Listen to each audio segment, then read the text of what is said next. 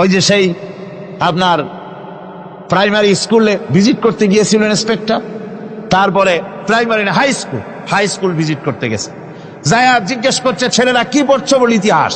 ঠিক আছে, ইতিহাস থেকেই প্রশ্ন করব, বলতো চীনের প্রাচীর কে ভেঙেছে? ছেলেরা জবাব দিচ্ছে তুমি বলো। কেউ বলছেন। বেঞ্চের কোনা যে ছেলেটি, সে বলছে সর্বনাশ, কেউ যখন স্বীকার করে না এটা তো আমার মাথায় আসবে। সব শেষ ইন্সপেক্টর তাকে বলছে তুমি বলো তো কে ভেঙেছে চীনের প্রাচীর?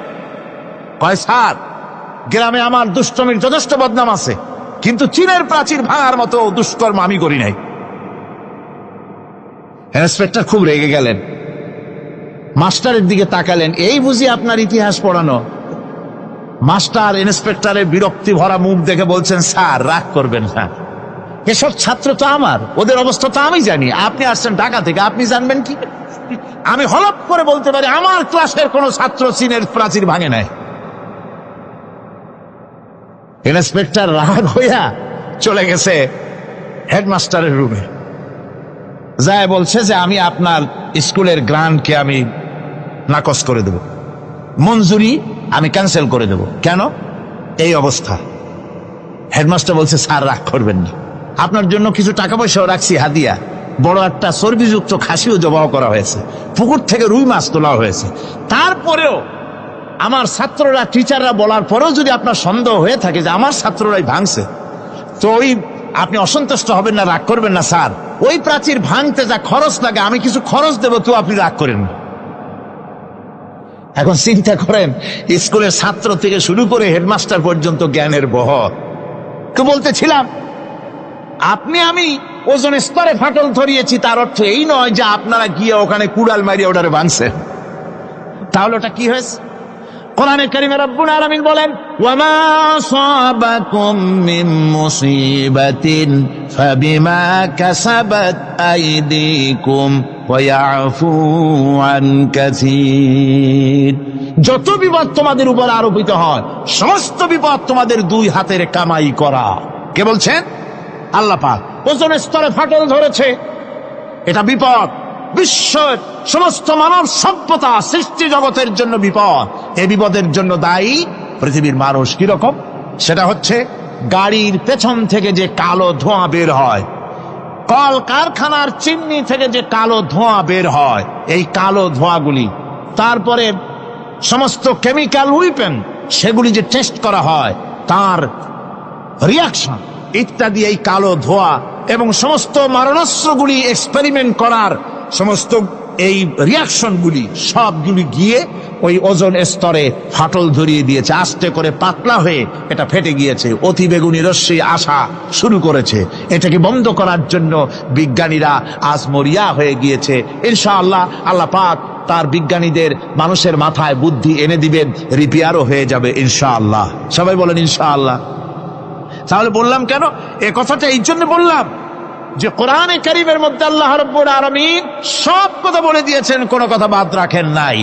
পাহাড়গুলি ভেঙে আমরা ক্ষতি করতেছি, গাছগুলি কেটে আমরা ক্ষতি করতেছি, প্রকৃতির ভারসাম্য নষ্ট করে দিচ্ছি, ফলে সমুদ্রের পানি স্ফীত হচ্ছে, ভূমিকম্প বাড়তেছে, ঘূর্ণিঝড় হচ্ছে, টর্নেডো হচ্ছে, পৃথিবী বিধ্বস্ত হয়ে যাচ্ছে, ক্লাইমেটের পরিবর্তন আসছে। আজকে পৌষ মাস, এটা কি মাস? কত তারিখ? দেখেন বাংলা ভাষাকে কত মহব্বত করি। যদি বলি আজকে ডিসেম্বরের কত তারিখ, গড় গড় করে মুখস্থ হয়ে যাবে। বাংলারে খুব ভালোবাসি, মাসটার তারিখ বলতে পারলাম না, দুঃখিত। এই হলো আমাদের ভালোবাসা। আজকে পৌষ মাসের অর্ধেকও শেষ হয়ে যাচ্ছে, অথচ মনে হচ্ছে শীত যেন তার শ্বশুর বাড়ি বেড়াতে গেছে। এই যে অবস্থা, এই অবস্থা শুধু বাংলাদেশে নয়, গোটা পৃথিবীতে ক্লাইমেটের একটা বিরাট পরিবর্তন আসতেছে, একটা বড় রকমের পরিবর্তন আসতেছে। এর কারণ হচ্ছে এই পৃথিবীর মানুষেরা নিজেরাই প্রকৃতির ভারসাম্যকে নষ্ট করে দিয়েছে। এই ভারসাম্য নষ্ট হওয়ার কারণে আবহাওয়ার পরিবর্তন হচ্ছে, সামুদ্রিক জলোচ্ছ্বাস বাড়তেছে, ভূমিকম্প, আগ্নেয়গিরি ইত্যাদি হচ্ছে এবং পৃথিবীর মানুষ বিধ্বস্ত হচ্ছে। বলতেছিলাম এ কোরআনে কারীমের মধ্যে আল্লাহ পাক সব কথা বলে রেখেছেন। যদি জানতাম, বুঝতাম, তাহলে এই অবস্থার সৃষ্টি হতো না। এটা বিজ্ঞানের বই নয়, রাজনীতির বই নয়, সমাজনীতির বই নয়, বরং সমস্ত নীতিমালার উচ্চ, জ্ঞানের উচ্চ হচ্ছে আল কোরআন। জ্ঞানের উচ্চ কি? আরো জোরে বলেন, জ্ঞানের উচ্চ কি? আল কোরআন। পবিত্র কোরআনে এমন এমন ঘটনা আল্লাহ পাক বলেছেন যা ষষ্ঠ শতাব্দীর দুনিয়া এ সম্পর্কে কিছুই জানতো না। অবশ্য কিছু কিছু ঘটনা ইহুদিদের কিতাবে অতিরঞ্জিত আকার এবং বিকৃত অবস্থায় এসেছে, কিন্তু কোরআনে কারীম দুনিয়ার মানুষকে আদম সৃষ্টি, নূহের বন্যা, তারপরে মুসা আলাইহিস সালাম ফেরাউনের ঘটনা, ইব্রাহিম আলাইহিস সালামের নমরুদের ঘটনা এবং ইউসুফ আলাইহিস সালামের কাহিনী সবগুলিকে সুন্দর করে কোরআন শরীফ উপস্থাপনা করেছে রাসূলের মাধ্যমে, যা পৃথিবীর ইতিহাসে কেউ জানতো না। সেগুলি আল্লাহ পাক জানাইছেন কিভাবে? কোরআনে কারীম বলছে, তিলকা মিন আম্বাইল গায়বি নূহিহা ইলাইকা মা কুনতা তা'লামুহা আনতা ওয়ালা কওমুকা মিন ক্বাবলি হাযা।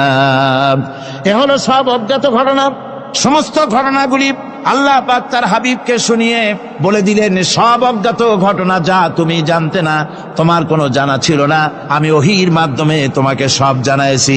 ইউসুফ আলাইহিস সালামকে যখন তার ভাইয়েরা কুয়ার মধ্যে ফেলে দিতেছিল তখন তুমি উপস্থিত ছিলে না, এই ঘটনা ওহীর মাধ্যমে আমি জানালাম। মুসা আলাইহিস সালামকে যখন ফেরাউন দরিয়ার ভিতরে ফেলে দিল, সেই সময় তুমি সিনাই পর্বতের পাশে দাঁড়িয়ে সব দৃশ্য লক্ষ্য করনি, অথচ আমি ওহীর মাধ্যমে সব তোমাকে খুলে খুলে বলে দিয়েছি।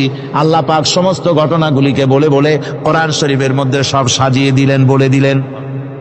তিনি বললেন, ওয়ামা কুনতা বিজানিবিল গারবিয়্যি ইয কাযাইনা ইলা মূসাল আমরা ওয়ামা কুনতা মিনাশ শাহিদিন। ফিরআউন যে মূসার সঙ্গে যে ব্যবহারটা করলো, এ সময় সেখানে তুমি উপস্থিত ছিলে না, আমি ওহীর মাধ্যমে তোমাকে তা জানিয়েছি। كذلك نقص عليك من أنباء ما قد سبق وقد آتيناك من لدنا ذكرا। আল্লাহ পাক বলেন, এভাবে আমি আপনার কাছে অতীত ঘটনাবলী ওহীর মাধ্যমে নিখুঁত ভাবে আপনার সামনে সব বলে দিয়েছি। আমার ভাইয়েরা, এই বিশ্বলোকে ঊর্ধ্ব লোক সম্পর্কে নিয়ে ভুল তথ্য বর্ণনা আল্লাহ পাক করে দিয়েছেন কোরআনের মাধ্যমে। 1665 খ্রিস্টাব্দে স্যার আইজাক নিউটন তিনি আবিষ্কার করলেন মাধ্যাকর্ষণ শক্তিকে। এই মাধ্যাকর্ষণ শক্তি, ল অফ গ্রাভিটেশন, এ সম্পর্কে মানুষের এই থেকে কিছু জানলো, কিন্তু আজ থেকে 1400 বছর আগে আল্লাহ রাব্বুল আলামিন তার উম্মি নবী, যিনি কোনো বিজ্ঞানাগারে লেখাপড়া করেন নাই, কোনো সায়েন্স রিসার্চ করেননি, যিনি কোনো কলেজ ইউনিভার্সিটিতে পড়াশোনা করেননি, তার মাধ্যমে জানিয়েছেন মাধ্যাকর্ষণ শক্তির কথা। কোরআন বলছে, ইন্নাল্লাহা ইউমসিকুস সামাওয়াতি ওয়াল আরদা আন তাজুলা। এই পৃথিবী এবং সমস্ত গ্রহ উপগ্রহকে আল্লাহ পাক বলছেন, আমি এমন এক শক্তি দিয়েছি যে শক্তির মাধ্যমে একটা আরেকটাকে আকর্ষণ করে রাখছে। এই পৃথিবীতে মাধ্যাকর্ষণ শক্তি শুধু পৃথিবীর নাই, সূর্যের আছে, মঙ্গলের আছে, নেপচুনের আছে, ইউরেনাসের আছে, বৃহস্পতির আছে। প্রত্যেকটি গ্রহের আলাদা আলাদা মাধ্যাকর্ষণ শক্তি আছে, আর এই শক্তির বলে একটা আরেকটাকে টেনে ধরছে যাতে করে বিচ্ছিন্ন হয়ে না যায়, যাতে করে ধ্বংসপ্রাপ্ত না হয়। এগুলি আল্লাহ পাক এই তথ্যগুলি কোরআনে কারীমের মধ্যে বলেছেন। ফলে মরিস বুকাইলির মতো লোক, যিনি ফরাসি দার্শনিক, তিনি বলেছেন দুনিয়ার সমস্ত বিজ্ঞানীদের থিওরি হচ্ছে এই যে বিজ্ঞানের কোনো থিওরি ফাইনাল নয়। আজ একটা হচ্ছে, কাল সেটাকে পরিবর্তন করে নতুন আর এক থিওরি আসতেছে। কিন্তু কোরআনে কারীমের মধ্যে আমি, কে বলতেছেন এ কথা? না না না, মরিস বুকাইলি বলছে, কোরআন শরীফের ভিতরে আমি যে বিজ্ঞানের তথ্য পেয়েছি, থিওরি পেয়েছি, তার কোনো পরিবর্তন আজও হয় নাই, ভবিষ্যতেও হওয়ার কোনো সম্ভাবনা নাই। মরিস বুকাইলি মনে করেছিলেন বেদ আর বাইবেলে যেমন ভুল আছে, কোরআন শরীফে ওই রকম ভুল আছে, নাউজুবিল্লাহ। সেই জন্য তিনি আরবি শিখলেন কোরআন বোঝার জন্য, ভুল ধরার জন্য। কোরআন শিখলেন কি জন্যে? ভুল ধরার জন্য।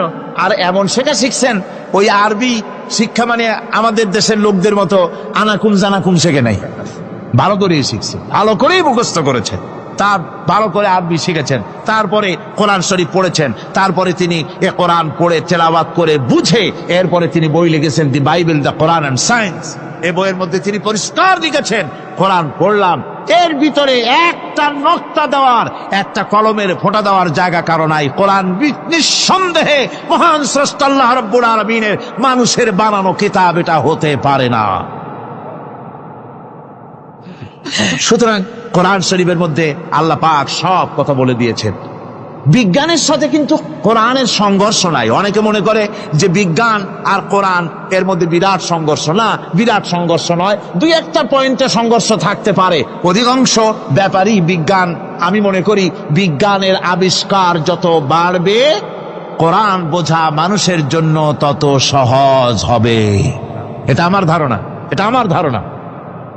বিজ্ঞানের সাথে দুই একটা পয়েন্টের উপরে সংঘর্ষ আছে, যেমন চন্দ্র এবং সূর্য সম্পর্কে, সৌরজগৎ সম্পর্কে Copernicus, Kepler, Galileo, Newton, Einstein মহাশূন্য সম্পর্কে যে সব বক্তব্য রেখেছেন, সেসব বক্তব্যের সাথে কোরআন শরীফের কিছুটা বৈপরীত্য রয়েছে।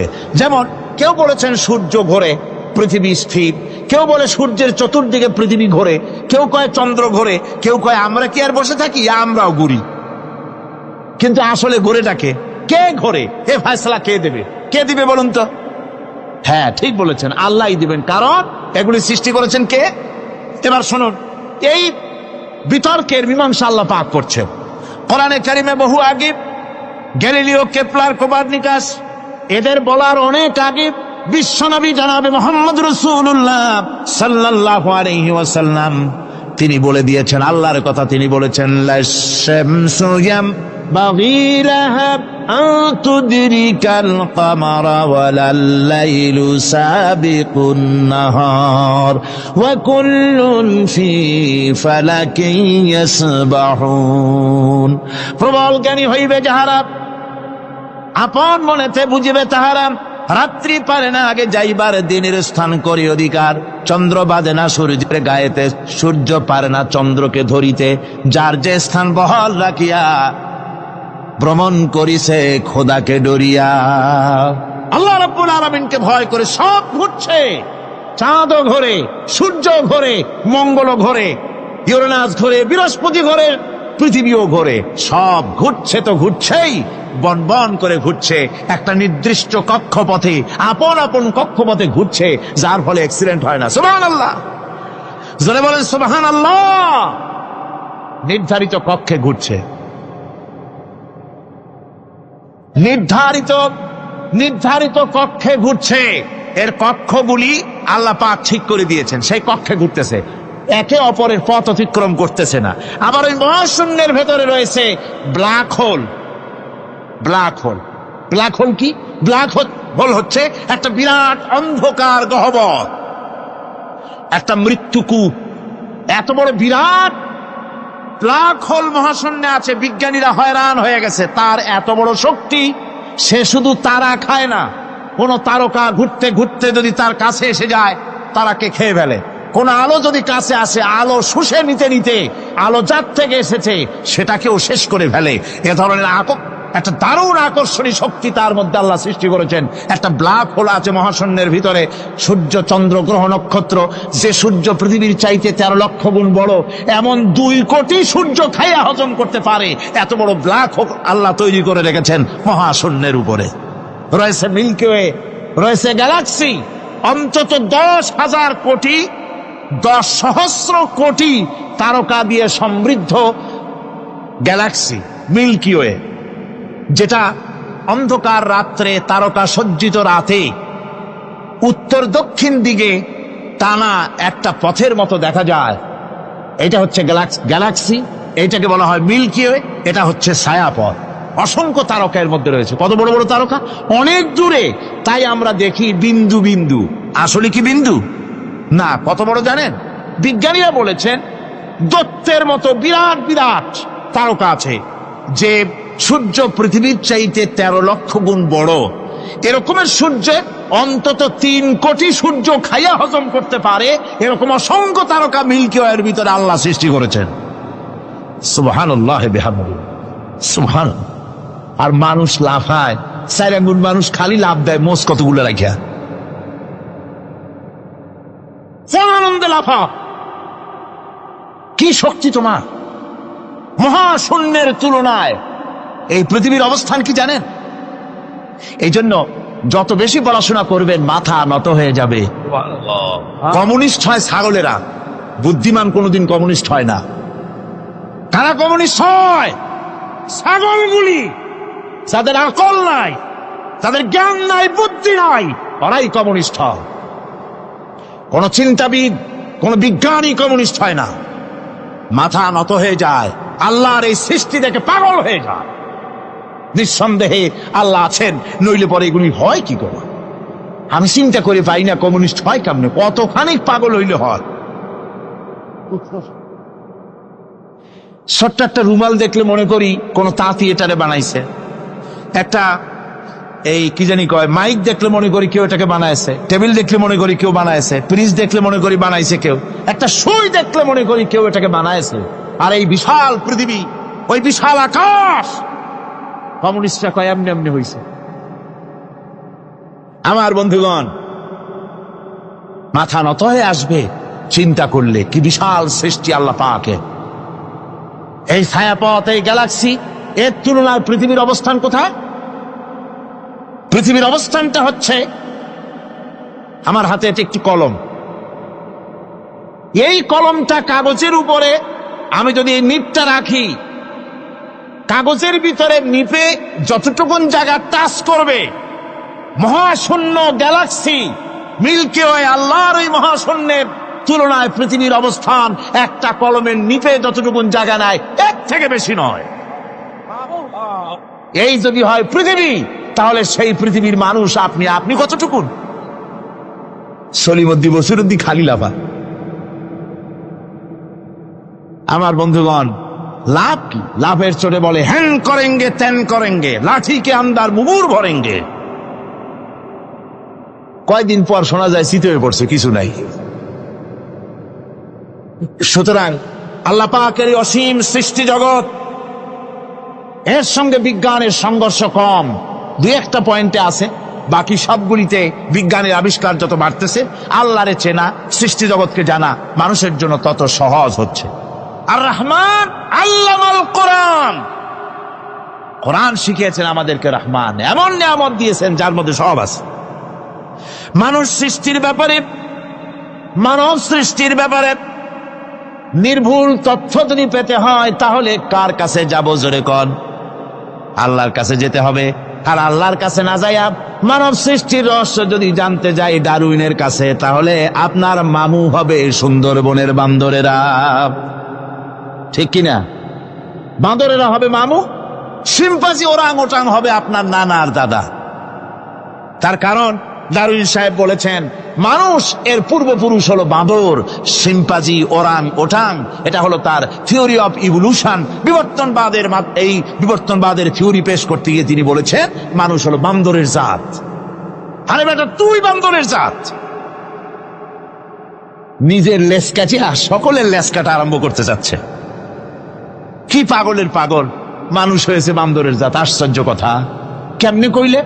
তো বললো যে শিম্পাঞ্জি দেখছে, তো সে শিম্পাঞ্জি দেখে তার মনে হয়েছে যে মানুষ ওই রকমই তো দেখা যায়, তো মানুষ বুঝি বান্দর থেকেই আসছে। আমি বলি, পৃথিবীতে এমন পাগল আমি কোনোদিন দেখিও নাই, শুনিও নাই যে কোন পাগল পাবদা মাছ দেখে বলেছে যে এটা হচ্ছে বোয়াল মাছের পূর্বপুরুষ। টাকি মাছ দেখে কোন ছাগলেও বলেছে আজ পর্যন্ত যেটা হলো শোল মাছের পূর্বপুরুষ। পুঁটি খাইতে খাইতে আস্তে আস্তে বিরাট শোলে পরিণত হয়ে গেছে, কোন পাগলেও বলেনি। আচ্ছা, মেনে নিলাম দারুন সাহেবের থিওরি, মেনে নিলাম এক সেকেন্ডের জন্য যে বান্দর থেকেই মানুষ হয়েছে। এখনো তো বানর প্রজাতি আছে না, শেষ হয়ে গেছে? আছে কিনা? তাহলে সুন্দরবনে যান, যে দেখুন কোন বাঁদর কি এ পর্যন্ত দেখা গেছে যে কোমর পর্যন্ত মানুষের মতো হয়ে গেছে। আর একটু দুধ আর পনির আর একটু এই শুটকি মাছ, লোট্টা ফিশ খাওয়াইলে আর কদিনের মধ্যে এই বান্দরটা মানুষ হয়ে যাবে। হয়েছে এরকম?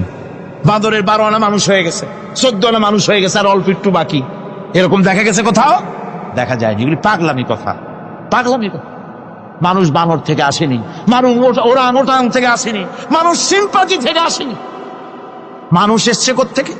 এটা জানতে হলে, এ নির্মূল তথ্য জানার জন্য আসতে হবে কোরআনের কাছে। কার কাছে? আল্লাহ রাব্বুল আলামিন তার হাবিবের মুখ থেকে মানব সৃষ্টি রহস্য তিনি উদ্ঘাটন করে দিয়েছেন। তিনি বলেছেন, দুনিয়াবাসীকে শুনিয়েছেন, ফালয়ানজুরিল ইনসানু মিম্মা খুলিক خلق من ماء دافق يخرج من بين الصلب والترائب। আল্লাহ পাক বলেন, মানুষ কি তার সৃষ্টি রহস্য দেখে না? কেমনে তাকে আমি সৃষ্টি করেছি? মায়ের বক্ষ পিঞ্জর থেকে, বাপের পৃষ্ঠ থেকে সবেগে নির্গত এক ফোঁটা নাপাক পানি দিয়ে আমি আল্লাহ মানুষকে সৃষ্টি করেছি। বান্দর থেকে নয়, ওরাংওটাং থেকে নয়, সিম্পাজি থেকে নয়, মানুষের অরিজিন মানুষ। আদম থেকে তোমরা জন্মগ্রহণ করেছো, আদম এসেছে মাটি থেকে, তোমরা এসেছো আদম থেকে। সুবহানাল্লাহি ওয়া বিহামদিহি। এটাই হলো মানব সৃষ্টির রহস্যের কথা আল্লাহ পাক বলে দিয়েছেন। অন্যত্র আল্লাহ বলেন, ইন্না খালাকনাকুম মিন তুরাবিন সুম্মা মিন নুতফাতিন সুম্মা মিন আলাকাতিন সুম্মা মিন মুদগাহ। নিষ্প্রাণ মাটি থেকে তোমার উৎপত্তি হয়েছে, আর এই নিষ্প্রাণ মাটি দিয়ে তোমাকে তৈরি করা হয়েছে। এগুলি মাতৃগর্ভের ভিতরে গিয়া নাপাক পানি ফোঁটা জমাট রক্ত হয়েছে, গোশত হয়েছে, তারপরে মানুষের আকৃতি দিয়েছি, আর এরপরে বাচ্চার আকারে মায়ের পেট থেকে আমি আল্লাহ মানুষ করে তোমাকে বের করেছি। সুতরাং মানব সৃষ্টি রহস্যের কথা বিজ্ঞানের সাথে যেটা সাংঘর্ষিক হবে কোরআনের সাথে, আমরা সেটা মানতে পারি না। আমাদেরকে মানতে হবে মূল জ্ঞানের কিতাবটা। মূল জ্ঞানের কিতাব কোনটা? জোরে কোন তো কোনটা? কোরআন। এখানে সব কথা আল্লামাল কোরআন। কোরআন শিখিয়ে মানুষকে আল্লাহ পাক সবচাইতে বড় দয়া করেছেন, এর থেকে বড় দয়ার হয় না। কোরআন শিখিয়েছেন আমাদের, যার মধ্যে সমস্ত তথ্যের কথা আল্লাহ পাক বলেছেন। The universe and doctor Einstein বইয়ের ভিতরে লেখা হয়েছে যে একদিন এমন হবে যখন ধীরে ধীরে সূর্য তার আলো হারিয়ে ফেলবে, চন্দ্র নিষ্প্রভ হয়ে যাবে, আর পৃথিবী আস্তে আস্তে তার গতি হারিয়ে ফেলবে। একথা আজকের বিজ্ঞানীরা অথবা আজ থেকে কয়েক বছর আগের বিজ্ঞানীরা একথা বলছেন। কিন্তু রাসূল করিম সাল্লাল্লাহু আলাইহি ওয়াসাল্লামের মুখ থেকে আজ থেকে 1400 বছর আগে, যিনি বিজ্ঞানাগারে মোটেও পড়াশোনা করেন নাই, লিখতে জানেন না, পড়তে জানেন না, সই করতে জানেন না, বিজ্ঞান আসছে কথা বলছে, সেই কথা 1400 বছর 1500 বছর আগে রাসূল করিমের মুখ থেকে আল্লাহ পাক বলছেন। কোরআনে কারীম বলছে, ইয়াসআলু আইয়ানা ইয়াউমুল কিয়ামা ফাইদা বারিকাল বাসারু ওয়া খাসাফাল কামারু ওয়া জুমিআশ শামসু ওয়াল কামার। হে রাসূল, রাসূলের কাছে জিজ্ঞাসা করে কিয়ামত কবে হবে? আল্লাহ পাক বলেন, বলে দিন যেদিন চন্দ্র তার আলো হারিয়ে ফেলবে, যেদিন সূর্য তার আলো হারিয়ে ফেলবে, আর চন্দ্র আর সূর্য সব একাকার হয়ে যাবে। আদরা বলছে চাঁদে আলো থাকবে না, সূর্য আগের থেকে তার উত্তাপ এবং আলো স্তমিত হতেছে, এবং হতে হতে এমন এক পর্যায়ে আসবে যখন সূর্য আলো হারিয়ে ফেলবে। বিজ্ঞানীরা গত 4-5 বছর আগে এ বক্তব্য রেখেছেন, কিন্তু 1400 বছর আগে বিজ্ঞানের লালনাগারে লেখাপড়া না করে হুজুরের মুখ থেকে আল্লাহ কথা বলে দিয়েছেন। তাহলে বিজ্ঞানের আসল কিতাব কোনটা? জোরে বলেন কোনটা? আল্লাহ পাক আরো বলেন, ইযাশ শামসু কুবিরাত ওয়া ইযান নুজুমু কাদারাত ওয়া ইযাল জিবালু সুজ্জিরাত। তারকাগুলি, সূর্যের আলো থাকবে না, নক্ষত্রগুলো স্থানচ্যুত হয়ে যাবে, কক্ষচ্যুত হয়ে যাবে, পাহাড়গুলিকে পরিচালিত করে দেওয়া হবে, কিছুই থাকবে না, সব শেষ হয়ে যাবে। বিজ্ঞানীরা আজ বলতেছে যে সব শেষ হয়ে যাবে, কিছুই থাকবে না, সব শেষ হবে। বিজ্ঞানীরা বলতেছেন, কোরআন অনেক আগে বলেছে, কুল্লু মান আলাইহা ফান ওয়া ইয়াবকা ওয়াজহু রাব্বিকা যুল জালালি ওয়াল ইকরাম। সব শেষ হয়ে যাবে, বিশ্বে যা কিছু আছে সব লয় হবে, ক্ষয় হবে, ধ্বংস হবে, কিচ্ছু থাকবে না, থাকবেন শুধু আল্লাহ সুবহানাহু ওয়া তাআলা। সুবহানাল্লাহি ওয়া বিহামদিহি। কোরআনে কারীম একথা বহু আগে আমাদেরকে জানিয়ে দিয়েছে। সুতরাং আসল জ্ঞানের কিতাবটাই হচ্ছে কোরআনে কারীম। এই কোরআনের কাছে আমরা যত যেতে পারবো, যত কোরআন বুঝতে পারবো, ততই আমাদের জন্য আমরা সমৃদ্ধ হতে পারবো, আমাদের উপর আল্লাহর রহমত আসবে, আমরা সমাজ চালাতে পারবো, আমরা দেশ চালাতে পারবো, আমরা দুনিয়ায় শান্তি পাবো, আমরা আখিরাতেও মুক্তি লাভ করতে পারবো। কোরআনে কারীম সমস্ত বিজ্ঞানের উৎস, দর্শনের উৎস। এইটা না জানলে কিছুই জানা হয় না, এইটা জানা হলে সব জানা হয়। পণ্ডিত আপনার ডক্টর শহীদুল্লাহ, আল্লাহ জান্নাত নসিব করুন, সবাই বলুন আমিন।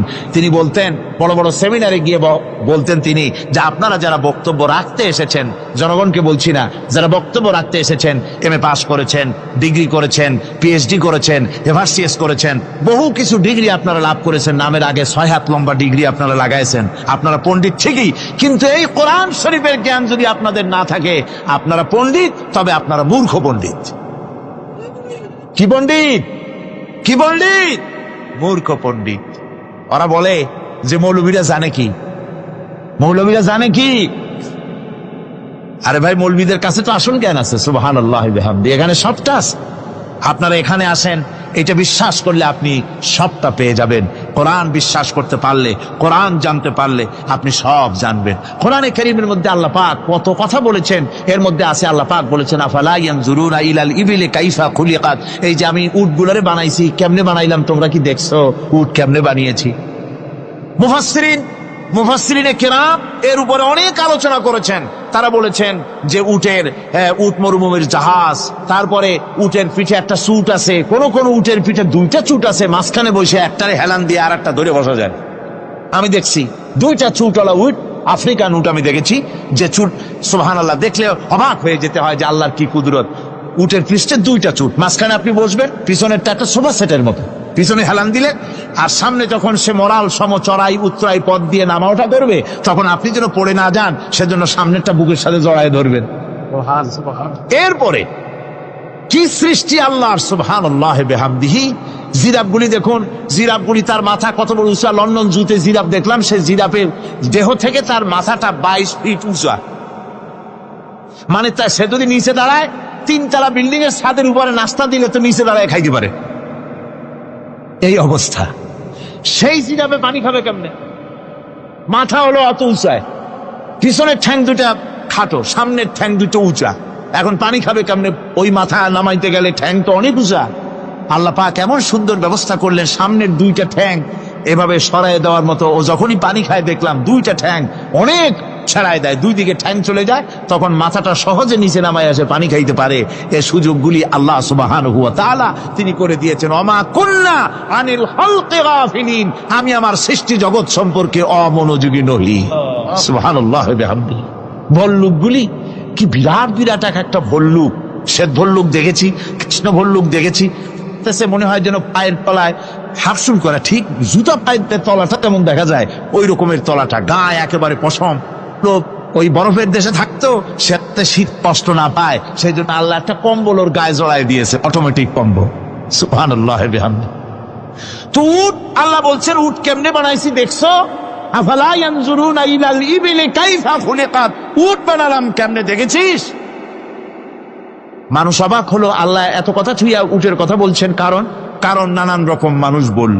শেষ পর্যন্ত প্রাণীতত্ত্ববিদরা তারা আবিষ্কার করলেন মূল কারণটি। অনেক কারণ আছে আল্লাহ পাকে কথা বলার। উট তো মরুভূমির জাহাজ, তারপরে উট মানুষের অনেক উপকারে আসে, একথা বলা হয়েছে। প্রাণীতত্ত্ববিদরা খুঁজে খুঁজে তারা দেখতে পেয়েছে যে উটকে জবাহ করে দেখা গেছে, উট সমস্ত প্রাণী বাতাস থেকে অক্সিজেন যতটা গ্রহণ করে ততটা ছেড়ে যায়, যতটা গ্রহণ করে ততটা ছেড়ে যায়। একমাত্র প্রাণী উট যে যতটা অক্সিজেন গ্রহণ করে বাতাস থেকে সবটা ছাড়ে না, 2/3 ছেড়ে দেয়, 1/3 তার লাংসের পাশে রাখার জন্য আল্লাহ পাক একটা চেম্বার তৈরি করেছেন। ওই চেম্বারের ভিতরে 1/3 অক্সিজেন থেকে যায়, কারণ পানিও রেখে, তার পানি রাখার জন্য রিজার্ভ ট্যাঙ্কি আছে, একটা ভেতরে একটা রিজার্ভ ট্যাঙ্কি আছে, অক্সিজেন রাখার একটা চেম্বার আছে। এগুলি কেন? এই জন্য যে মরুভূমির ভিতরে সাইমুম শিল্পগোষ্ঠী না, কিন্তু ঝোড়ো হাওয়া, মরুভূমির ভিতরে ঝোড়ো হাওয়া, এই ঝোড়ো হাওয়া যখন আরম্ভ হয়ে যায় তখন মানুষ বাঁচতে পারে না, মানুষ টের পাইয়া সব বাড়িতে চলে যায়। মরুভূমিতে চড়ে বেড়ায় উট, সে যাবে কোথায়? ওর তো যাওয়ার জায়গা নাই। 7 দিন 8 দিন 1 সপ্তাহ 2 সপ্তাহ পর্যন্ত এই মরুভূমিতে ঝড় চলতে থাকে, বালুর ঝড়, কিচ্ছু দেখা যায় না। ওখানে দেখছিলেন বালুর পাহাড়, কালকে আজকে দেখবেন বালুর পাহাড় এখানে চলে আসছে। এভাবে পাহাড় তৈরি হয়ে যায়, বালি উড়ায় নিয়ে যায় বাতাসে। এই বাতাসের ভিতরে বালু উঠতে থাকে সমানে, মানুষ প্রাণী কিছুই সেখানে শ্বাস করতে পারে না, বাঁচতে পারে না। উটের মতো প্রাণী যে মরুভূমিতে থাকে, ও বাঁচবে কি করে? আল্লাহ সুবহানাহু ওয়া তাআলা ওর লাংসের পাশে অক্সিজেন রাখার চেম্বার করে পানির ট্যাঙ্কি তৈরি করে দিয়ে রেখে এমন কায়দা করেছেন, ও যখনই টের পায় যে ঝড় শুরু হবে, সাথে সাথে ঠ্যাং দিয়া মুখ দিয়া গর্ত করে বালুর ভিতরে মাথা ঢুকাইয়া 1 সপ্তাহ 2 সপ্তাহ থাকতে পারবে মাটির তলে, অক্সিজেনের অভাব হবে না। আফালা ইয়ানজুরুনা ইলাল ইবিলি কাইফা খুলিকাত, দেখো নাকি কিভাবে সৃষ্টি করেছি আমি এই সুন্দর উটকে, একবার দেখো, আর শুকরিয়া তোমার মাথা নত হবে। যত বড় কমিউনিস্ট হও, আল্লাহর শ্রেষ্ঠের জন্য সেজদা দিতে বাধ্য হবে যদি তোমার ঈমান এতটুকুনো থাকে। জান্নাতীরা খামোশ হয়ে বসে থাকবেন।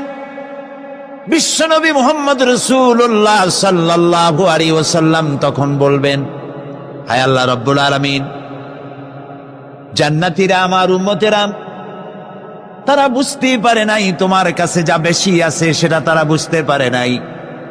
আয় আল্লাহ তাআলা, জান্নাতীরা সব নিয়ামত পেয়েছে ঠিক, কিন্তু যার জন্য আরামের ঘুমকে হারাম করে গভীর রাত্রে জেগে জেগে তাহাজ্জুদের নামাজ আদায় করে চোখের পানি ফেললো, যার জন্য জিহাদ করলো, যার আইন কায়েমের জন্য শহীদ হলো, যার জন্য মান ইজ্জত শেষ করলো, হিজরত করলো, কষ্ট করলো, রক্ত দিল, জীবন দিল, সেই আল্লাহকে তারা এখনো দেখতে পারে নাই। ওয়ালাদাইনা মাজিদ, এর তাফসীরে বলা হয়েছে আল্লাহর কাছে যেটা আসে তিনি দর্শন দিবেন। নবী করিম সাল্লাল্লাহু আলাইহি ওয়াসাল্লাম এই কথা যখন বলবেন যে আল্লাহকে আমাদের, এই আমার জান্নাতীদের আল্লাহকে এখনো দেখা হয় নাই, যে আল্লাহর জন্য সব করলো তারে এখনো দেখা হলো না, আল্লাহ তাআলা তখন আপন কুদরতে তার সামনের সব পর্দাকে সরিয়ে দিবেন। সুবহানাল্লাহ। হাসরবাসীরা তখন, আল্লাহ তাআলা কোরআনে কারিমে বলছেন, রব তাকিয়ে থাকবেন বান্দাদের দিকে, আর বান্দারা তাকিয়ে থাকবে রবের দিকে। সুবহানাল্লাহ। এর মধ্যে কত লক্ষ বছর পার হয়ে যাবে কেউ বুঝতে পারবে না। দুঃখের রাত পোহাতে খুব কষ্ট হয়, আর সুখের রাত কোন ফাঁকে আজান হয়ে যায় টের পায় না, ঠিক না? আল্লাহকে দেখতে থাকবে মানুষেরা। সুবহানাল্লাহ, সুবহানাল্লাহ। আল্লাহকে বলি, আয় আল্লাহ তাআলা, জান্নাতের যে অনুষ্ঠানে তুমি তোমার দর্শন মুবারক দিয়ে জান্নাতীদেরকে তুমি ধন্য করবে, সেই মজলিসের কোন এক কোনায় কানায় আমাদের মতো গুনাহগারদের একটু জায়গা করে দিও আল্লাহ তাআলা। জীবনের সব থেকে বড় কামিয়াবি। সুতরাং আল্লাহ রাব্বুল আলামিন, তাকে দেখা যাবে না, কিন্তু তার সৃষ্টি জগৎ থেকে তাকে চেনা যায়। এত সুন্দর ফুল, এটা এমনি এমনি হতে পারে না। হযরত ইমাম আবু হানিফা রাহমাতুল্লাহ আলাইহির সাথে এক নাস্তিকের বাহাস হওয়ার কথা। সে নাস্তিক অস্বীকার করেছে আল্লাহ নাই। ইমাম সাহেব বলেছেন, আছেন। আচ্ছা ঠিক আছে, তর্ক হবে, বিতর্ক অনুষ্ঠান হবে। ইমাম সাহেব তার আসার সময় চাইতে প্রায় 1-2 ঘন্টা ডিলে হয়ে গেল। নাস্তিক উপস্থিত জনগণকে বলল, যে লোক তার ওয়াদা রক্ষা করতে পারে না তার সাথে আবার বহস কিসের? এ কথা বলতে বলতেই ইমামে আজম আবু হানিফা রাহমাতুল্লাহ আলাইহি মঞ্চে উঠে এসেছেন। নাস্তিক বলল, আপনার সাথে আমার তর্ক করার উৎসাহ হারিয়ে ফেলেছি। কেন? আপনি যে এতটা সময় ওয়াদা খেলাপ করলেন, 2 ঘন্টা হয়ে গেল, মূল অনুষ্ঠানের শুরুতে আপনি আসলেন না। তিনি বললেন যে তুমি নিরুৎসাহিত হবে তো আমার কাছে দেরি হলো কেন? তারপরে না বলবা। আচ্ছা ঠিক আছে, আপনি বলেন কেন দেরি হলো? তিনি বললেন, আমি এই জায়গায় আসতে গিয়ে সামনে একটা নদী বাঁধলো, এখন আমি আসবো কেমনে? মহাচিন্তায় পড়ে গেলাম, কিভাবে যাব? পারাপারের কোনো ব্যবস্থা নাই। হঠাৎ দেখলাম পাশে একটা গাছ, আগে দেখিনি, দেখি যে একটা বড় গাছ। গাছটা কেমনে কেমনে কাইতে হয়ে পড়ে গেল, কেমনে কেমনে তাড়াতাড়ি করে কতগুলি তক্তা হয়ে গেল। ফটাফট তক্তাগুলি লাগে একটা নৌকা হয়ে গেল, লাফ দিয়ে পড়লো নদীতে। আমি চট করে উঠলাম সেই নৌকায় আর পাড়ি দিয়ে আসলাম। ওই তক্তাগুলি ফাটতে চিটতে আর লোহাগুলি লাগতে তড়িৎ গতিতে তাড়াতাড়ি হইতে যতটুকুন সময় লাগছে আমার আসতে ওই জন্য দেরি হয়েছে। সুবহানাল্লাহ পরে কর। এখন নাস্তিক কয় যে আপনার সাথে আমি তর্ক মোটেই করব না। কেন? কয় যে আপনার মাথার স্ক্রু ঠিক আছে কিনা। কয় কি জন্য? কয় আপন ইচ্ছায় একটা গাছ ফট করে এরকম হয়ে গেল, কোন করাত ছাড়া মিস্ত্রি ছাড়া গাছগুলি চিরে ভেরিয়া তক্তা হয়ে গেল, আর কোন রকমের মিস্ত্রি ছাড়াই জোড়াতালি রেগে নৌকা হয়ে গেল, আর মাঝি ছাড়া পালায় গেলেন। আপনার মস্তিষ্কের স্ক্রুগুলি ঢিলা, আপনার সাথে আমি তর্ক করব না। তিনি বললেন, নাস্তিক শোনো, বিনা মিস্ত্রিতে একটা গাছ চিরে ভেরে তক্তা হইতে পারে না। তোমার দলিল, বিনা মিস্ত্রিতে কতগুলি তক্তা একত্রিত একটা নৌকা হইতে পারে না, তাহলে বিশাল আকাশ বিনা মিস্ত্রিতে কেমনে তৈরি হইল? তোমার এই পা থেকে শুরু করে মাথা পর্যন্ত এই সুন্দর দেহ কেউ সৃষ্টি করে নাই, এমনি এমনি কলা গাছের মধ্যে হইছে তুমি। নাস্তিকের চোখ খুলে গেল। বলেন কি? আমি তো এইভাবে চিন্তা করি নাই, আমি মুসলমান হয়ে গেলাম। লা ইলাহা ইল্লাল্লাহু মুহাম্মাদুর রাসূলুল্লাহ।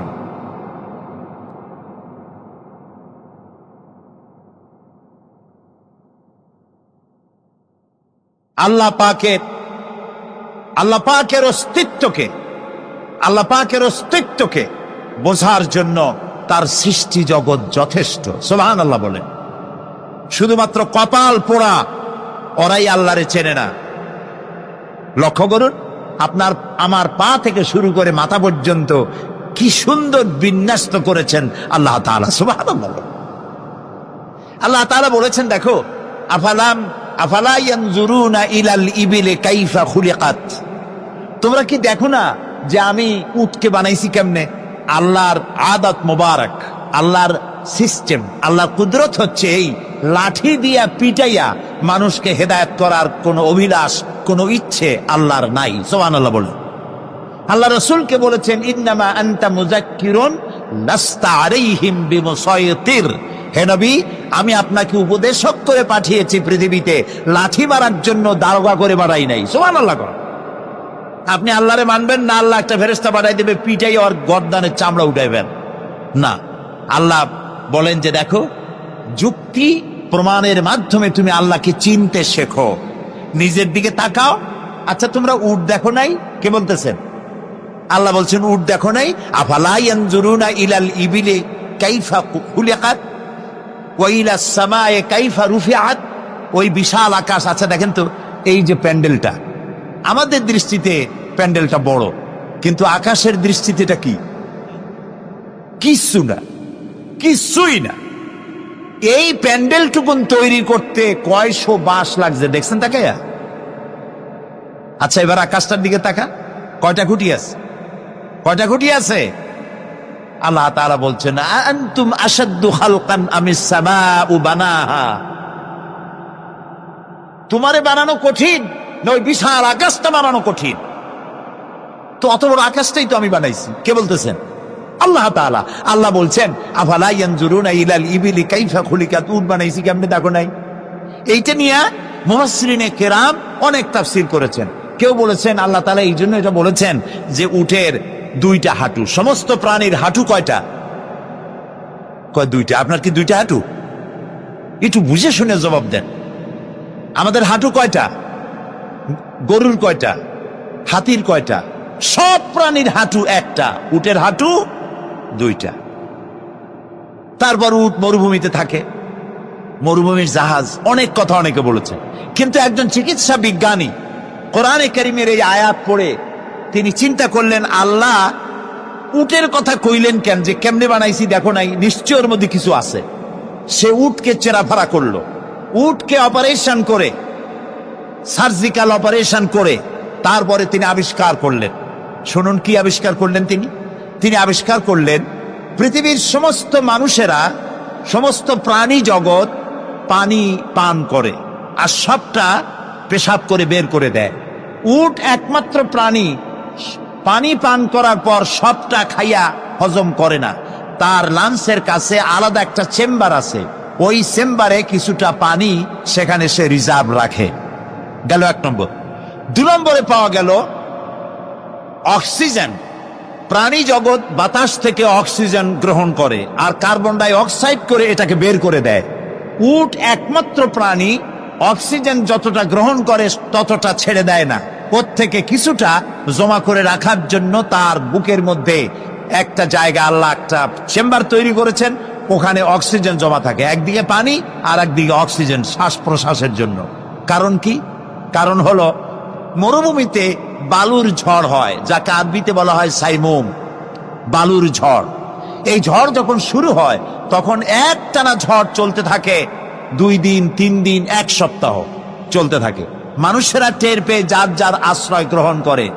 উট তো মরুভূমিতে চড়ে বেড়ায়, সে এইটাকে পালাবে কোথায়? সে বাঁচবে কি করে মরুঝড়ের মধ্যে?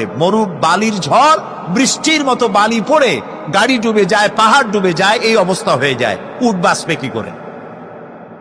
আল্লাহ রাব্বুল আলামিন উটের দেহ তৈরি করার সময় এমন ব্যবস্থা করে দিলেন, উট যখন টের পায় বালুর ঝড় হবে, সঙ্গে সঙ্গে তার সামনের 2টা পাও দিয়া বালু সরায় দিয়া তার মাথার গলার অর্ধেকটা বালুর মধ্যে ঢুকায় দিয়া 5 দিন 7 দিন যেন থাকতে পারে, পানি আর অক্সিজেনের জন্য, সে যেন মারা না যায়। এর জন্য আল্লাহ রাব্বুল আলামিন তার বুকের মধ্যে পানি আর অক্সিজেন রাখার ব্যবস্থা করেছেন।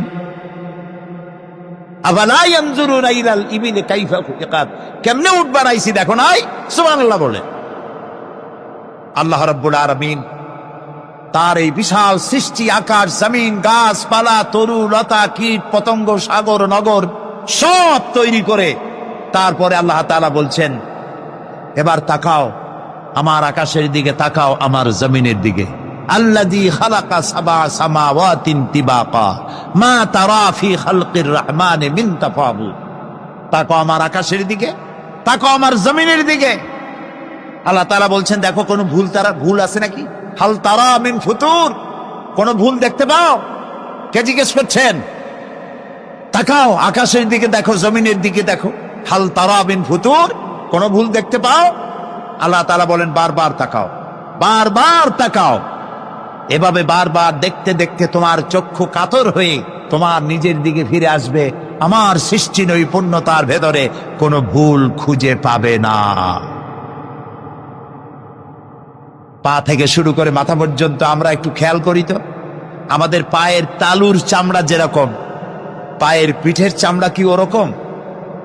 আমাদের পায়ের পিঠের চামড়া যেরকম, ওইটা যদি হতো পায়ের তলায়, তাহলে প্রতি 3 দিন অন্তর 2 দিন অন্তর পায়ে হাফসুল করা লাগতো জুতার মতো, ঠিক না? হাতের উপরে চামড়াটা যেরকম, হাতের তালুতে চামড়া কি ওরকম? হাতের তালুর চামড়া কি তাও কইতে পারেন, পুরু, আর উপরেরটা পাতলা। এই উপরের চামড়াটা যদি এইখানে হইতো তাহলে গরম কদু আর ডাই খাইতেই পারতেন না, চামড়ার কাম শেষ। এগুলো চিন্তা করলেই তো শকর করতে ইচ্ছা হবে যে এই যে একই শরীর আমার 2 রকমের চামড়া কেন দিলেন? আর কোনো চেষ্টা নাই, এমনি এমনি হইছে। কত বড় রাম ছাগল হলে নাস্তিক হতে পারে, জানোয়ারের চাইতে নিকৃষ্ট নাস্তিকেরা, পশুর চাইতে কুত্তার চাইতে নিকৃষ্ট যারা নাস্তিক। কুত্তায়ও আল্লাহরে চেনে, সুবহানাল্লাহ বলে, আল্লাহরে চেনেছে। গরু ছাগল আল্লাহ যা বানিয়েছে সব আল্লাহর হুকুম মতো তার নিজস্ব পরিমণ্ডলে থাকে। মানুষ নামের কলঙ্ক ওই সব মানুষ যারা বিশ্ববিদ্যালয়ে চাকরি করে আমাদের সন্তানদেরকে নাস্তিক বানায়। এর একটা শয়তান কয়েক মাস আগে দূরে কোথাও গিয়ে আল্লাহ জাহান্নামে নিয়ে গিয়েছে। ওর কবরে জাহান্নামের আগুন জ্বলুক কিয়ামত পর্যন্ত। সে একাই শয়তান নয়, বিশ্ববিদ্যালয়ের অসংখ্য ছেলেদের মেয়েদেরকে ধ্বংস করেছে, ইমান নষ্ট করেছে। প্রিয় ভাই সব, আল্লাহ রাব্বুল আলামিন তার অস্তিত্বের প্রমাণ রেখেছেন আর বলেছেন, দেখো কোনো ভুল পাও নাকি? আল্লাহর এক দরবেশ বান্দা এক বট গাছের নিচে বিশ্রাম করতেছিলেন আর সূরা মুলক পড়তেছিলেন। এই আয়াতের কাছে এসেছেন, হাল তারা মিন ফুতুর, দেখতে পাও কোনো ভুল? শুয়ে শুয়ে বলতেছে, আল্লাহ তোমার সৃষ্টি জগতে তো ভুল ধরার কোনো উপায় নাই, কেউ ধরতে পারবে না, তবে আমার চোখে একটা জিনিস বেমানান মনে হয়। ভুল ধরতে কারো ক্ষমতা নেই, একটা জিনিস আমার কাছে বেমানান লাগে। একা একা বলতেছে, সেটা হলো এই, তুমি তাল গাছ বানাইছো যেমন তালও সেই রকম বড়, বেল গাছ যেমন বেলও বড়, নারকেল গাছ যেমন নারকেলটাও বড়, কিন্তু এত বড় বিরাট বট গাছ ফল একেবারে এতটুকু এতটুকু। এইটা একটু বেমানান লাগতেছে। এই চিন্তা করতেছে দরবেশ সাহেব, হঠাৎ করে একটু বাতাস এসে গাছের ডাল আন্দোলিত হয়েছে, একটা আধা পাকা বটের ফল অনেক উঁচু থেকে ছিঁড়ে এসে দরবেশের নাকের উপরে পড়ছে, নাকটা জ্বলে উঠছে। দরবেশ সাহেব বলছে, আস্তাগফিরুল্লাহ, আল্লাহ, এটা তো ফল না, এটা আমার চিন্তার জবাব। আমি চিন্তা করতেছি গাছ আনমান ফল হয় নাই, তাল গাছ যেমন ফল যেমন, বট গাছ যেমন ফল যদি ওই আকারে হইতো, ফলটা যে পজিশন নিয়ে আমার নাকে পড়ছে, এতে তো আমার নাকও যাইতো মাথাও যাইতো। সুতরাং আল্লাহ রাব্বুল আলামিন তার সৃষ্টি জগৎকে আপন কুদরত দিয়ে সুন্দর করে সৃষ্টি করেছেন। ভাগ্যবান তারা যে আল্লাহকে স্বীকার করে 5 ওয়াক্ত নামাজে আল্লাহকে সেজদা দেয়, সুবহানাল্লাহ। আর শিক্ষক নামের, শিক্ষিত নামের কলঙ্ক ওই সব মুসলমান যারা মুসলমানের ঘরে জন্মগ্রহণ করে নিজেকে নাস্তিক বলে পরিচয় দেয়, নিজেকে যারা বামপন্থী বলে পরিচয় দেয়। মুসলমান তা আবার বামপন্থী, আস্তাগফিরুল্লাহ। কোরআনে কারিমে আল্লাহ তাআলা বলেছেন আসহাবুল ইয়ামিন, আসহাবুশ শিমাল, ডানপন্থী আর বামপন্থী। রাসূলুল্লাহ বলেছেন বাম হাতে খায় শয়তান, তোমরা বাম হাতে খাবা না। বাম দিকের কামটাই শয়তানের, বাম দিকে কাম কার? জোরে বলেন। এই জন্য রাস্তা দিয়ে হাঁটবেন, ডান দিক দিয়ে হাঁটেন। কিছু খাইবেন, ডান দিক দিয়ে খান। কিছু শুরু করবেন, ডান দিক দিয়ে করেন। মুসলমানের কাজ সব ডান। ডানপন্থীদের নেতা পয়গম্বরেরা সব ডানপন্থীদের নেতৃত্ব দিয়ে আল্লাহ রাব্বুল আলামিন কিয়ামতের দিন ডানপন্থী দিয়ে নিয়ে আল্লাহর নবীরা জান্নাতে চলে যাবে। আর বামপন্থীদের নেতা শয়তান, বামপন্থীদেরকে শয়তানের নেতৃত্ব দিয়ে সবগুলিকে জাহান্নামে নিয়ে যাবে।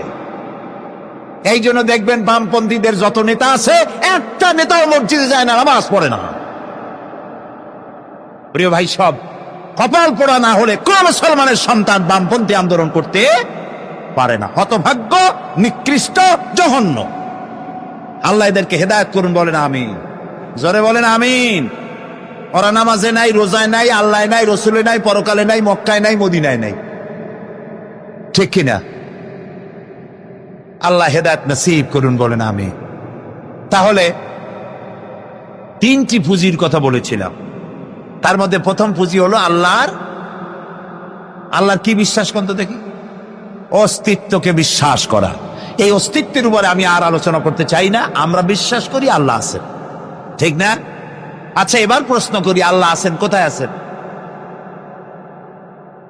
আচ্ছা, বুঝতে পারছি আপনাদের মধ্যে ইখতিলাফ হয়ে গেছে। কেউ বলছেন সব জায়গায়, কেউ বলছেন আরশে, কেউ বলছেন আকাশে। আর যারা বেশি বুদ্ধিমান তারা কোনো জবাব দেন নাই, চিন্তা করছেন কোনটা কইয়ে কোন জ্বালায় পড়ি। আল্লাহ রাব্বুল আলামিন কোথায় আছেন সেই প্রশ্ন আল্লাহ কি করা দরকার? আল্লাহ আপনি কোথায় আছেন এই প্রশ্ন আমরা করার আগে আল্লাহ রাব্বুল আলামিন কোরআনে কারীমের মধ্যে জবাব দিয়ে দিয়েছেন, আর রাহমানু আলাল আরশিস্তাওয়া। সুবহানাল্লাহ। বলে আল্লাহ সব জায়গায় আছেন এ কথা ঠিক নয়। কেন ঠিক নয় সেটাও বুঝাই দেই। সব জায়গা বলতে তার মধ্যে তো টয়লেটও আছে। সব জায়গা বলতে আরো বহুত খারাপ জায়গা আছে, আমি সে জায়গাগুলির নাম নিলাম না। তাহলে আল্লাহ কি সেসব জায়গা আছেন? বলেন নাউজুবিল্লাহ। আল্লাহ নিজেই বলছেন আল্লাহ আছেন আরশিস্তাওয়া। আল্লাহ আছেন কোথায়? আরশে। আল্লাহ যে আরশে আছে সেই জন্যই তো মানুষেরা হাত উঁচু করে আল্লাহর কাছে, এরকম বলে যে উপরওয়ালা। বলে না, না নিচুওয়ালা বলে? সব জায়গাওয়ালা এরকম বলে, উপরওয়ালা বলে। আল্লাহ আছেন আরশে, কিন্তু প্রত্যেক রাতে তিনি প্রথম আকাশে আসেন। সুবহানাল্লাহ। বান্দাদেরকে ডাকার জন্য আসেন। আল্লাহ সর্বত্র জ্ঞান রাখেন। তার ইলমের মধ্যে এক চুল পরিমাণ জায়গা আকাশেও নাই, জমিনেও নাই যে আল্লাহ রাব্বুল আলামিন ওই জায়গাটুকুন সম্পর্কে তাৎক্ষণিকভাবে অবহিত নন। এমন এক চুল পরিমাণ জায়গা আকাশেও নাই, জমিনেও। এটাই হলো আল্লাহ সব জায়গার জ্ঞান। তার ইলমের মধ্যে সব তিনি জানেন। এ কথা একটি ছোট্ট আয়াতের মধ্যে এভাবে বলা হয়েছে। ويعلم ما في البر والبحر وما تسقط من ورقة إلا يعلمها। এই পৃথিবীতে জমিনের ভিতরে কি হয়, সমুদ্রের অতল তলদেশে কি হয় সব আমি জানি। এমনকি এই পৃথিবীর কোন একটি গাছের পাতা যদি পড়ে যায়, কোন দেশের কোন গাছের কোন পাতা পড়েছে সে খবর আমি আল্লাহর কাছে হয়ে যায়। এটি আমি বললাম, বানায় বললাম, এটি কোথায় আছে? তো আল্লাহ রাব্বুল আলামিন কোরআনে পরিষ্কার করে বলে যে এত পাতার খবর যদি আল্লাহর কাছে হয়, তাহলে আমরা কোথায় কি করি তিনি টের পান না? অবশ্যই টের পান। এটি আমাদের মনে রাখতে হবে। তো আল্লাহ তাআলা তার উপরে আমাদের বিশ্বাস হচ্ছে এই যে তিনি আরশে ইস্তাওয়া, আরশে আছেন, এবং তিনি না জানেন না দেখেন এমন কিচ্ছু নাই, না শোনেন এমন কিচ্ছু নাই। এমনকি সমুদ্রের অতল তলদেশে ছোট্ট পাথরের ভিতরেও যদি একটি পোকা যদি পালায়ে থাকে, এমন পোকা যা মাইক্রোস্কোপ যন্ত্র ছাড়া দেখা যায় না, এমন একটি পোকা আটলান্টিক বা প্রশান্ত মহাসাগরের অতল তলদেশে থেকে যদি ক্ষুধার যন্ত্রণায় চিৎকার মারে, কেউ শোনে না। আরশের মালিক আল্লাহ রব্বুল আলামিন বলেন আমি শুনতে পাই। সুতরাং তিনি সব শুনতে পান, তিনি দেখতে পান, এবং সবকিছু তার নলেজে আছে। এ হচ্ছে আল্লাহর অস্তিত্বে বিশ্বাস।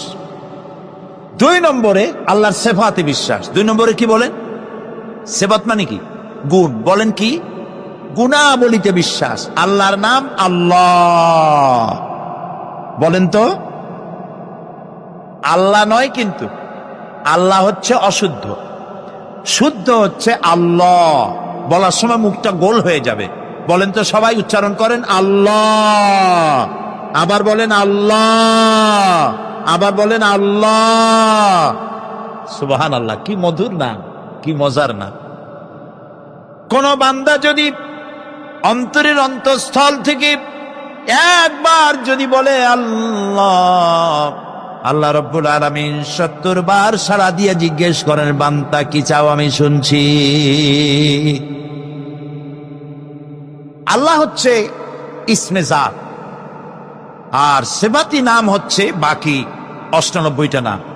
মোট ওয়ালাহুল আসমাউ হুসনা, আল্লাহ তাআলা রয়েছে পবিত্র নাম, অনেক নাম, 99টা নাম। কয়টা নাম? আল্লাহ হচ্ছে ইসমে জাত।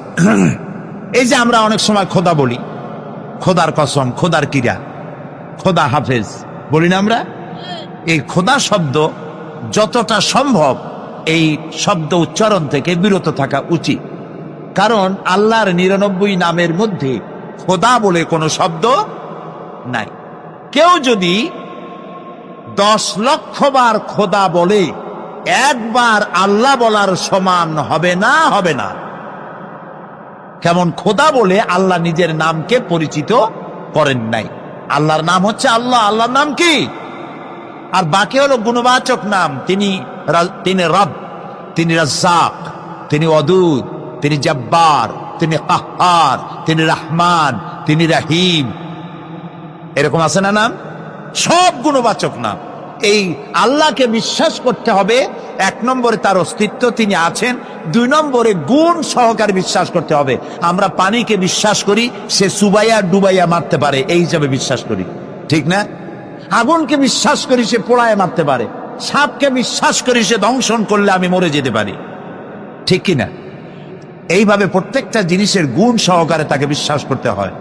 সেই জন্য আল্লাহকে আল্লাহ আছেন এইটা শেষ কথা নয়, তার গুণ সহকারে তাকে বিশ্বাস করতে হবে। তিনি হচ্ছেন খেতে দেওয়ার মালিক, রাজ্জাক। মানে বলেন তো নামটা কি? রাজ্জাক মানে কি? রিজেক দাতা। কে রিজেক দাতা? এই জন্য রিজেক চাইতে হবে কার কাছে? আল্লাহর কাছে। কোনো অভাব অভিযোগের জন্য আমি কাউকে বলবো না আপনি আমার খেতে দেন, আল্লাহর কাছে চাইতে হবে। চাইবো কার কাছে? আল্লাহর কাছে। খেতে দেওয়ার মালিক তিনি। আচ্ছা বলেন, এই পৃথিবীর মধ্যে মানুষেরা বেশি, না হাতি ঘোড়া বাঘ ভল্লুক ময়না টিয়া মাছ পাখি পতঙ্গ কীট এগুলো বেশি? কোনটা বেশি? আমরা বেশি না ওরা বেশি? ওরা বেশি, ওরা বেশি। এই যে অসংখ্য হাতি আছে পৃথিবীতে, হাতির পেট বড় না আমার পেট বড়? গন্ডারের পেট বড় না আপনার পেট বড়? কুমিরের পেট বড় না আপনার পেট বড়? আচ্ছা, এখন এই সব প্রাণীদেরকে কে খেতে দেন? আপনার আমার তো ব্যাংকে ডিপোজিট আছে, কম থাকুক বেশি থাকুক, গোলায় ধান আছে, চাউল আছে, বাড়িতেও আছে, আছে না? কিন্তু এই যে পাতিশিয়াল ফক্স, পাতিশিয়াল চেনেন তো? চিনবেনই তো, সাংঘাতিক চালাকি গুলি। এই পাতিশিয়াল কোন ব্যাংকের ম্যানেজারের কাছে গিয়ে বলছে যে ম্যানেজার সাহেব, এখন তো পৌষ মাস, আমি 10টা মুরগি চুরি করে আনছি, আমার নামে একটা অ্যাকাউন্ট খোলে, বৃষ্টির সময় যখন আমি চুরি করতে পারবো না তখন এগুলি উইথড্র করে আমি আমার পেট বাঁচাবো। এই কথা বলে শিয়ালের নামে বাঘের নামে কোন অ্যাকাউন্ট আছে ব্যাংকে? কোরআন শরীফে আল্লাহ তাআলা বলছেন এমন অনেক প্রাণী আছে পৃথিবীতে যারা তাদের রিজেক সংগ্রহ করে রাখে না। আল্লাহ বলেন আমি আল্লাহ তাদেরকে রিজেক দেই। কে দেয়?